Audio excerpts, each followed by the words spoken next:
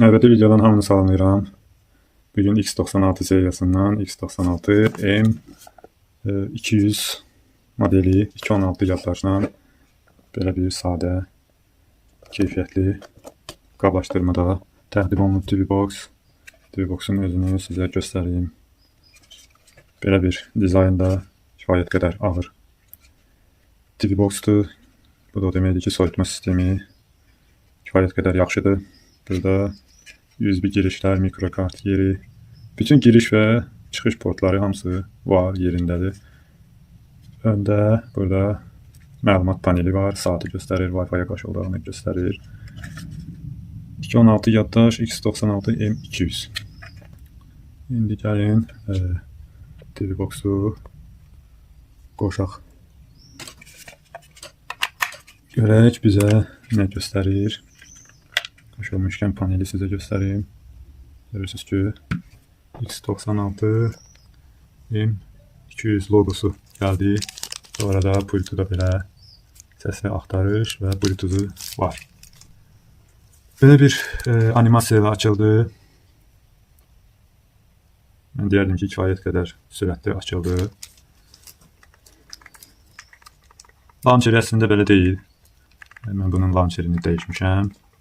İndi mən qısa olaraq sizə öz launcherini göstəreyim. Burada belə bir bölmə var. Set launcher. Bu gördüyünüz belə bir launcherlə gəlir. Biraz məncə uyğun launcher deyil bu. Biraz qarışıq bir launcherdir. Buradan heç bir şeyi dəyişə bilmirik, silə bilmirik. Heç bir dəyişiklik yapara bilmədiyimizə görə, ona görə də mən məsləhət görürəm ki, launcheri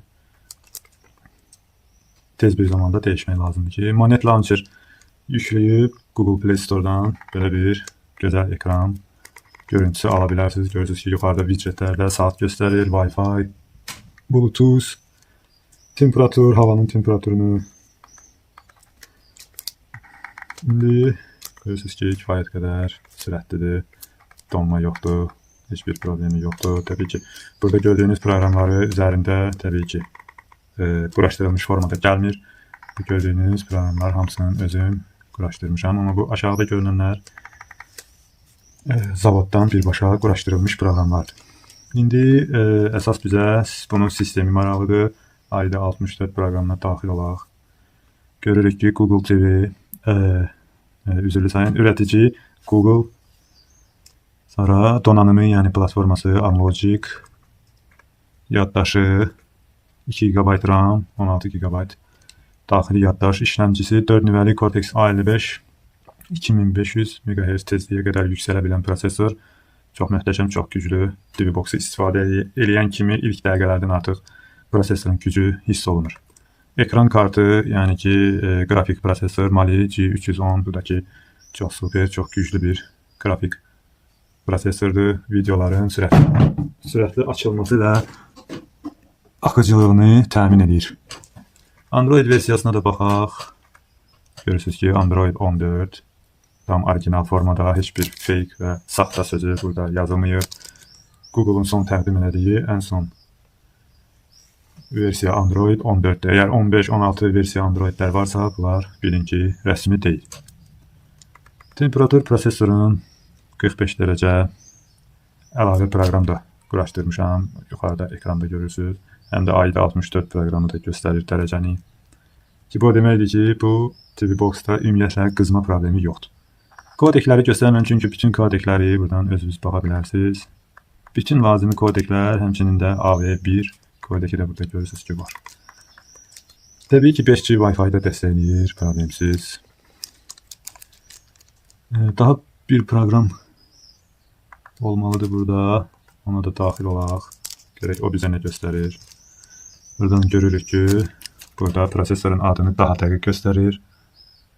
Amlogic S905A 2.5 GHz burada göstərir tezliyi. Mali G310 təbii ki, eyni formada. Bu proqram yalnız mouse-la işləyir. Burada da RAM-ı göstərir, daxili yaddaşı göstərir. Eyni qaydada. Hər iki proqram göstərdi ki, istehsalçının təmin etdiyi məlumatlar tamamilə doğrudur.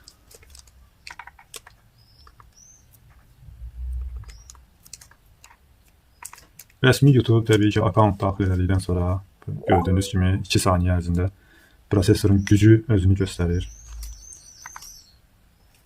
Digərinin açılmağını yoxlaya bilərik. Burada da problem yoxdur.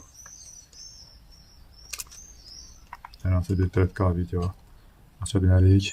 Düzdür, Capture Card'ın 4K sürəti ötürmə gücü yoxdur.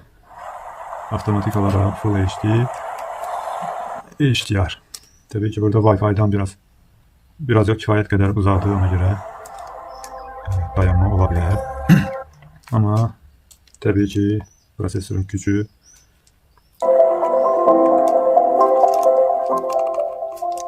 video biçimləndirmə də təbii ki, hamısını dəstəkləyir.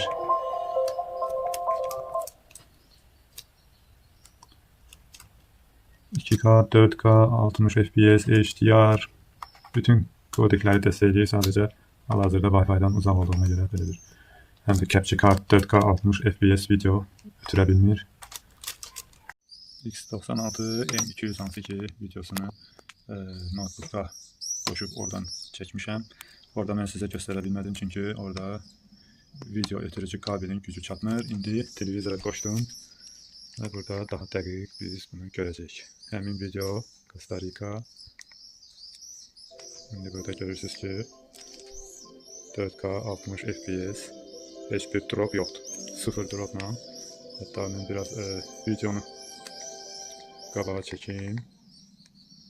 Görürsünüz ki heç bir problem olmadan, drop olmadan 4K video problemsiz şəkildə TV-Box açır.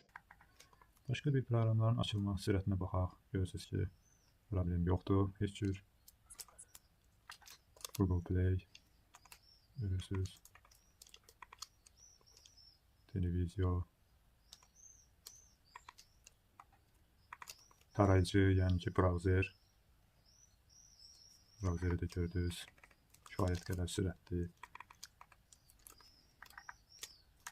Digər Netflix təbii ki Google lisansı olmadığına görə HD-də maksimum baxa bilərsiniz. Təbii ki 4K olması üçün mütləq şəkildə Google sertifikatı olmalıdır. Bir neçə proqramın açılma sürətinə baxaq. Təbii ki yüksək səviyyədədir. Başqa cür ola da bilməz. Ayarlar. Burada da onun zavoddan gəlmə özünün Play Store-u var. Digər playerlər var. Video player, hansı ki videolara baxmaq üçün, filmlərə baxanda istifadə etmək üçün müxtəlif playerlər var. İndi bir neçə proqram açdıq. 2 GB RAM. İndi görək arxa fonda proqramları saxlaya bilibmi? Bunu saxlayıb, rəsmi YouTube-u, digər YouTube-a baxaq. Televizyonu saxlayıb, təbii ki, ona baxaq. Bəzi proqramlar özləri avtomatik bağlanır, ona görə yenidən açılır. O arxa fonda işləmir özləri. Google Store, Google Play Store görürsünüz. 2 GB RAM kifayət qədər. Görək browseri saxlayıbmı? Təbii ki, saxlayıb. Eyni anda 5-6 açılmış proqramı 2 GB RAM arxa fonda görürsünüz ki, açdığımız kimi eyni yerdə yenidən bir daha yoxlayaq. Görürsünüz. Harada qalmışdısa oradan açılır. Görürsünüz.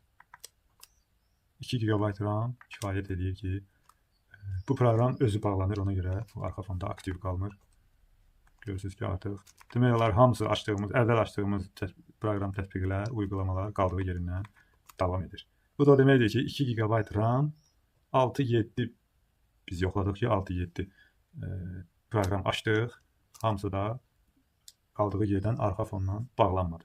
Bu da deməkdir ki, əgər prosesoru güclüdürsə, Amlogic'dən Y5, Y4, X4 və bu yeni X5 kifayət edir ki, stabil, sürətli TV-Box işləsin. Hətta 2 GB RAM buna kifayət edir. Biz bunu canlı burada şahidi olduq. Yəni zəif hər hansı bir prosesorda 4 GB RAM heç bir işə yaramır. Çünki prosesorun gücü çatmır. Yəni zəif bir prosesorla 4 GB RAM, 32, 64 GB